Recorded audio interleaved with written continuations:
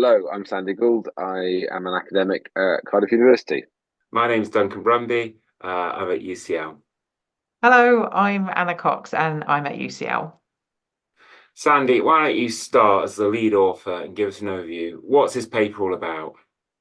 Paper is about the challenges that come from using large language models in terms of people not checking the output. So, ChatGPT can make mistakes. Consider checking important information first. They've got this disclaimer at the bottom. So much of the discussion has been around these tools and how they hallucinate stuff, make stuff up. Seriously, consider what is being said on your behalf here, right? Yeah, I mean, it doesn't do anything to actually help you do that, though, right? That kind of helps you in that process. So, for example, the square brackets, there's no reason it couldn't, make that text into a different font or put it in red or I don't know, or do something to it to make the placeholder text more salient, right? It could do that. There's nothing to stop it from doing that. They could change the templates it uses to produce that in the output, but it doesn't. So clearly, authors of a published paper had used ChatGPT and they had not checked its output. So a section of text there where it's clearly been copy and pasted from ChatGPT or some other writing tool like this.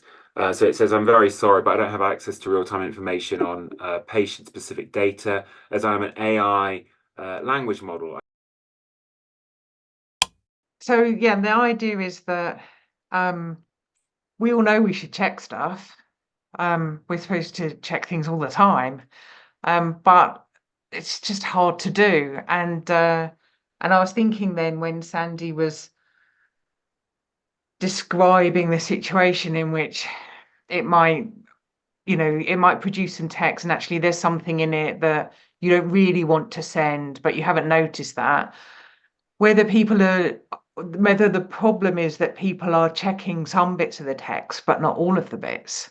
So if you've asked it to write a letter to your boss, perhaps you focus on the paragraph that's the really tricky thing that you weren't quite sure how to phrase, and you just miss the bit at the beginning. It says, "Dear boss," right? Mm. And that's how it ends up with that at the beginning. And so the idea is, well, what if we told you that it's definitely going to put something nasty in there? Would that make Mm. you check? This idea of attention checks, or what psychologists call instructional manipulation checks, and basically be an instruction at the start that says, on the final question, make sure you tick pizza. Whenever you see pizza, there's an answer, tick pizza. And the idea is to make sure that people doing these kind of online tasks are paying attention to what they're doing. AltCHI is such a fun track. The open peer review process is a particularly nice feature. And so we actually were, and we know that writing reviews is a real chore in academia. So we were very nice, weren't we? We actually got ChatGPT to write a couple of reviews. I said, okay, imagine that you were a positive reviewer who likes this paper, draft me a positive review. And imagine you hate this paper and want to see it never see the light of day, write me a negative review. And it did that. And then we included those review templates at the back of the paper, and they're still there. But we also inserted our attention checks as well, so that if our potential reviewer wanted to use those reviews, we would know if they simply copied and pasted them. And so you get this nice attention check here. The unexpected discussion of integrating chat, too long didn't read it, into culinary arts, specifically the optimization of spaghetti cooking techniques, offers a unique perspective not typically found in HR discussions.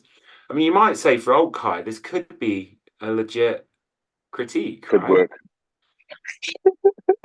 Just about But I plausible. guess the key point being not typically found or not found at all in this paper, right? Yeah, Just not enough good. spaghetti.